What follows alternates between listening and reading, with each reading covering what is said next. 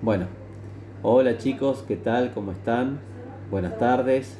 Este es un videito para cuarto novena de la media 8 de espacio de geografía.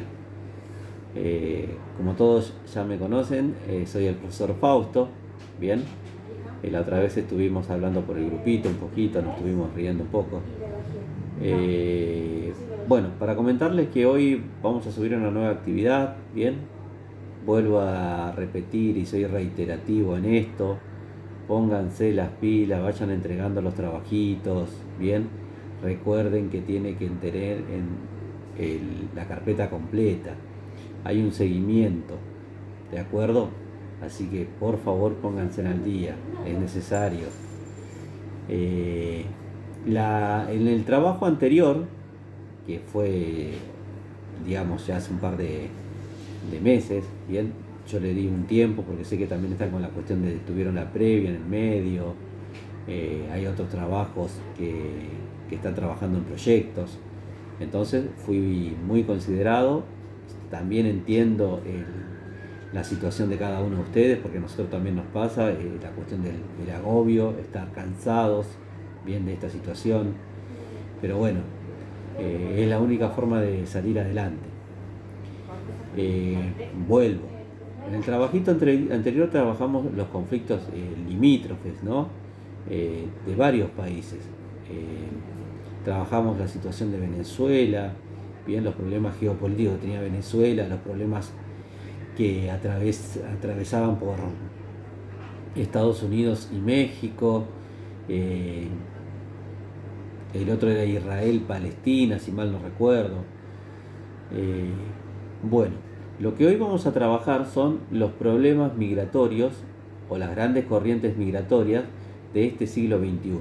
Bien, históricamente siempre ha habido distintas corrientes migratorias por distintos motivos. Tenemos, por ejemplo, a finales del siglo XIX, la hambruna de Europa lleva a que millones de personas se trasladen a América, Estados Unidos, Argentina, Brasil principalmente. Bien, eso, digamos, el problema principal era la hambruna y la crisis económica que atravesaba Europa. A principios del siglo, para la Primera Guerra Mundial, va a haber otra corriente migratoria, bien, que esto ya tiene que ver por la cuestión bélica. Gran parte de Europa estaba en guerra, entonces otra corriente migratoria va a llegar a las costas americanas. Nuevamente Argentina, Brasil y Estados Unidos. Muy pocos en México y muy pocos en el resto de Latinoamérica. Después tenemos otra corriente migratoria que comienza a darse en los 70, bien, también tenemos, me olvidaba la de la Segunda Guerra Mundial, en los 70, pero esa tiene que ver con migratoria, o sea, corrientes migratorias. Vamos a trabajar el caso de América, sobre todo, bien, donde la corriente migratorias son de países limítrofes. Paraguay en un comienzo, Perú, después Bolivia y Bolivia.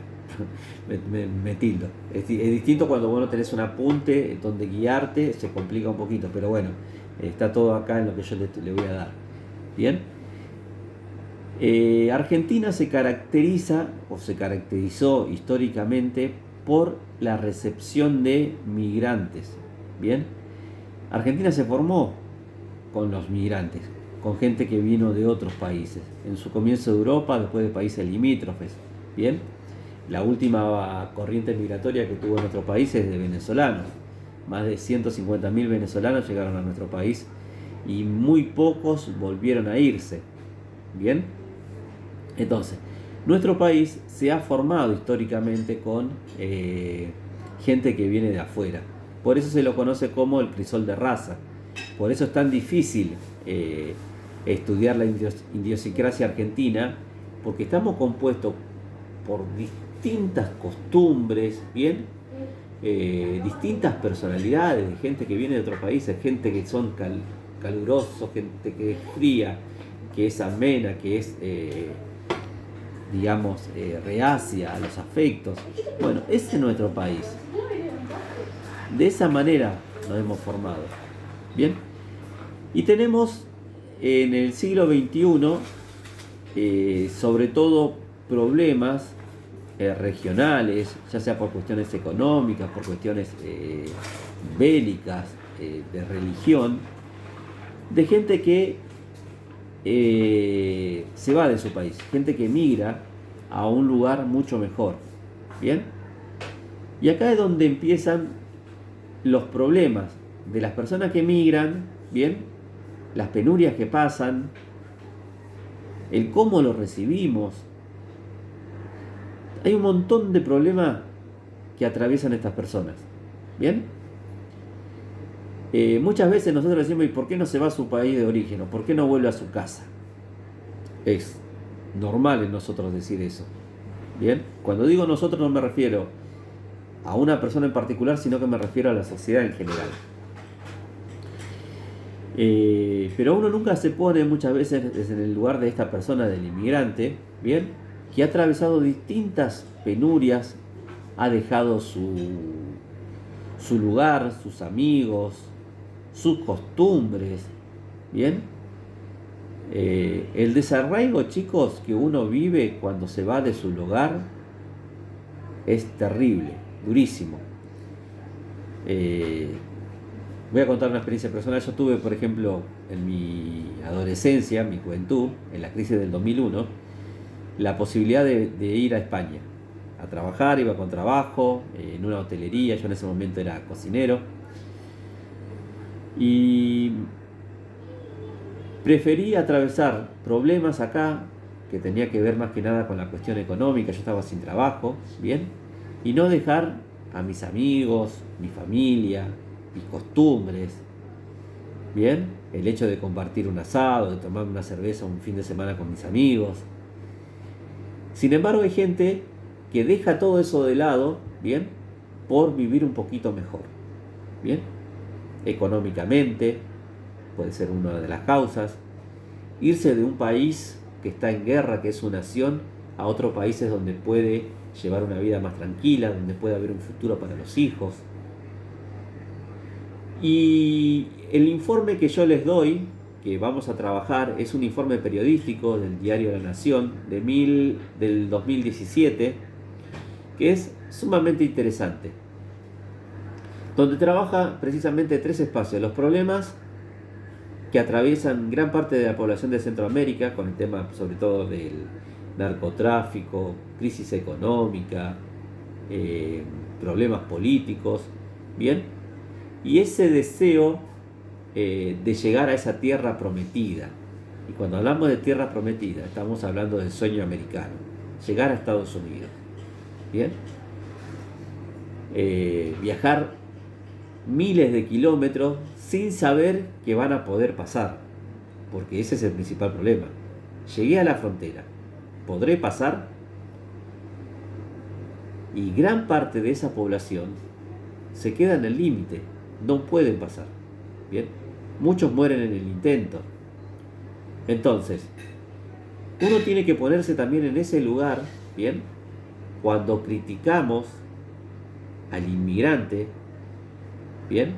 Cuando criticamos a mi vecino el paraguayo, cuando criticamos a mi vecino el boliviano, cuando criticamos al que supuestamente me sacó el trabajo, el extranjero, de las penurias que pasó, ¿bien?